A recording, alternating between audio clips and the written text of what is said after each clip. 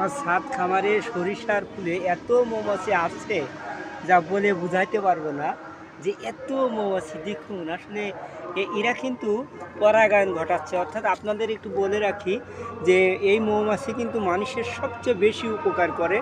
এরা কিন্তু ফুলের মধু খায়, সাথে সাথে পরাগায়ন ঘটায়। অর্থাৎ এরা যদি না আসতো তাহলে কিন্তু সরিষার ফুল বলেন অন্যান্য ফুল বলেন কোনো ফলই দিত না। অর্থাৎ ফুলগুলো ফলের জন্য এই যে মৌমাছির অবদান অনেক বেশি। অর্থাৎ ফুল ফল এগুলো মৌমাছিরাই তৈরি করার জন্য মূল ভূমিকা পালন করে। অর্থাৎ পরাগায়ন ঘটায় দেয়। এই পরাগায়ন ঘটানোর জন্য ফুলের দরকার, মৌমাছির দরকার। এই মৌমাছি আমাদের বন্ধু। মৌমাছি হচ্ছে মৌমাছির যে অবদান ভোলার কাজ নাই। তা যাই হোক, দেখুন কি পরিমাণ মৌমাছি।